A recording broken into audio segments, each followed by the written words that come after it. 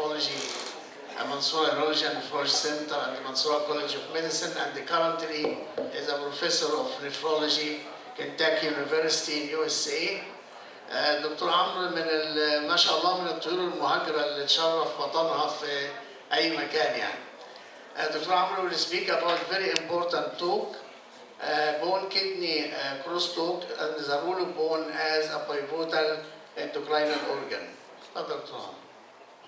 Thank you so much, Dr. Samir. Dr. Samir was one of my very beginner teacher and one of the people who inspired me to nephrology. I'm really happy and glad to be here with you today. And I really appreciate Dr. Magdi's invitation for me and ISN sponsoring my trip to Egypt. We have to go back. I'm sorry, I'm presenting this not as a PowerPoint presentation. Where's my, oh, here. I need to see it.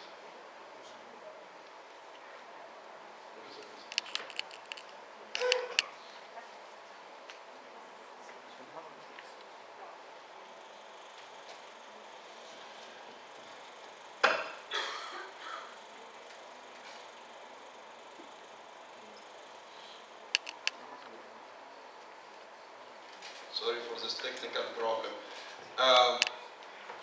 So when it comes to bone, there has been a lot of progress in bone diseases, unmatched to the progress in the field of nephrology in the last couple decades. We had unparalleled growth in the field of bone. But no, I don't. I just need to see the presentation here. Okay, that's good. Thank you. You should be able to display all screens. Anyway, so there was unparalleled growth in the field of nephrology because the progress in nephrology in the last couple of decades was slow, but the progress in other fields, including bone diseases, mainly osteoporosis, was very fast. In the last 1 or 2 decades, there was at least 4 or 5 new medicine that we call it targeted therapy for bone. So now we don't target the bone cells, but we can target the function rather than the structure by using monoclonal antibodies to help to control bone disease, mainly for osteoporosis. So my disclosure, I don't have anything to disclose. I don't get any money from pharmaceutical companies, but I have 2 phase 3 studies, not for bone, one for the vasculitis and one for IgA nephropathy. And one more thing I need to disclose is I'm using some of Amgen and biotech videos in this presentation. But I already have acceptance from Amgen and the person who created these videos. My objective of this study is just to clarify this gloomy picture of bone disease and CKD-MBD. As we know, the bone has been identified as a structural support of our body. The skeletal system was mainly discussed and studied in the past as a frame of our body. If you are building a structure, you need a frame. You need pillar, you need foundation. So for a long time, we were looking for the bone as it's just a supporting structure. We have 206 bones in our body. We have different kinds of bone. We have cortical and cancellous bone, but bone that we are going to discuss today is beyond the supporting system. Because we know also the bone marrow is inside the bone, and it's the source of, a great source of hemopoiesis. Bone is composed mainly of two things. One is the calcium, one is the protein. And as you see here, if you take out the calcium from the body, the bone is very flexible. It's very malleable. You cannot break this bone. You cannot, because it's just formed of protein. On the other hand, if you see here, this bone has a lot of calcium and minerals, but it doesn't have protein. But you still can break this very easy because it's stiff, it's not flexible, it can crumble, and it's very brittle. So in the last couple years, we are talking more now about bone quality rather than bone quantity.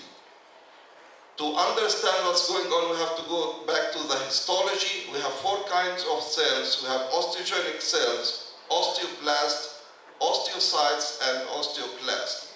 Osteoblast is an immature cells. It differentiates from the stem cells, which is the osteogenic cells.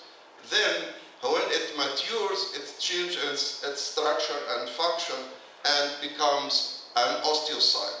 Osteoblast comes in from the bone marrow. It's a fusion of macrophage and monocytes. We are highly interested these days in studying the osteocytes, because osteocytes is a major endocrine organ. Actually, osteocytes secretes a lot of hormones and help the bone health. Osteocytes lives here in the lacuna and starts to secrete this arms and elongations and projections and lives in the canaliculi, these projections. It looks like an ant. So it communicates with each other by this canaliculi. So this is the osteon, which is the basic structural unit of the bone. And this elongation forms a network of cells that start to communicate with each other and with the bone. So here is the osteocyte. This is our interest today. Osteocytes is a mononuclear cells. This is the starting growth of the osteocytes and start to form these elongations, and they start to communicate and talk to each other all the time. It's a mechanoreceptor and a stress sensor. So when we move, when we ambulate, osteocytes get activated. We are in a state of bone remodeling all the time, 24/7, all day and night. Bone is very active organ. You remember, 99% of the calcium are stored in the bone. So if you need calcium, osteoblasts need to work and to induce bone resorption to take out the calcium and to give it to the body. Here is a osteoblast. It's multinucleated cells, very active cells, has a lot of mitochondria, and it lives on the surface of the bone. It doesn't dig too much inside the bone. It starts to secrete a lot of acids and enzymes that dissolve the bone. It has something called rapid border to increase the surface area of contacts between the cell and the bone, so it can degrade the bone very quick. Osteoclasts actually recruit osteoblasts. So without bone resorption, we don't need bone formation. So after the osteoclast induce the bone resorption, osteoblast comes in to form bone. Usually osteoblast comes in many. Osteoblast works by itself individually, but osteoblast comes like troops. Many of the osteoblasts work together. So let's talk a little bit about bone remodeling and modeling. Why do we need bone remodeling and modeling? Because this is not a steel or wood. The bone is very active structure, and all the time we have a process of mineralization and bone turnover in our body to take out the old bone and to replace it with new bone. Here is the osteoclast, the very active cells that start to eat the bone. Osteoblasts usually live 3 to 5 days, but the destruction and the degradation and bone resorption that happen just by one osteoblast usually takes hundreds of osteoblasts to replace it. And the destruction that can happen in 3 to 5 days can take 100 days to rebuild it. Osteoblasts like acidic environment.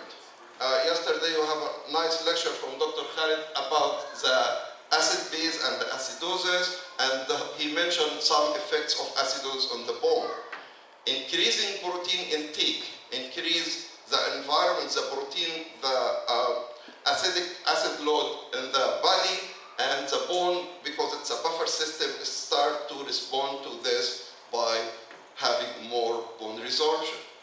Bone has a major component, which is the collagen, the protein part, the matrix, and the osteoclast start to dissolve the protein and take out calcium and send it to the blood. Then the osteoblast works to replace this, and after it finishes its action, now it's either surface lining cells or it gets trapped inside the bone and it changes its function to an osteocyte, which is basically an endocrine organ. So in the past, we used to think that osteoblast and osteoclast work individually, work differently, but now we understand more than actually we don't need osteoblast if we don't have osteoclast. So osteoclast activate osteoblast and osteoblast activate osteoclast. And this happened, this orchestrated action, and the master of this happened because of the osteocytes. In patients with hyperparathyroidism, secondary and tertiary hyperparathyroidism, we see this big osteoclast, and instead of the osteoblast comes in hundreds, we see hundreds of osteoclasts. So this is the reason that they have more high turnover bone disease. This process doesn't happen only in the bone, but we understand now that it happens also in the blood vessel. Here is the master, the osteocyte. We call it the brain cells of the bone. They respond to the mechanical stress and they respond to the exercise and start to secrete more hormone to control the bone resorption and bone formation rate. If we have reduced bone loading because of prolonged bedridden or inactivity, we see the osteoclast function goes up and bone resorption goes up, and we start to lose more bone. And this is the reason that how many of us doing this? How many of us doing exercise regularly? It's very important. How many of us do this? How many of us exercise like 2 or 3 times a week? Just raise your hand. Maybe 10%? Per year? What about our patient? You know, this guy, the astronauts, he loses about 1 to 2% of his bone every month. Do you know why? How can I pose this? ممكن توقفه? Do you know why the astronauts lose in a month 1 to 2% of his bone?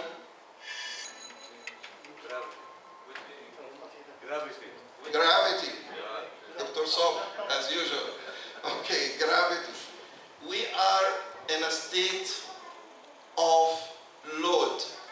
Our bone on this earth are on a continuous state of load because of the gravity. If you move against gravity. Even if you are in bed, you don't stay still. You move all the time.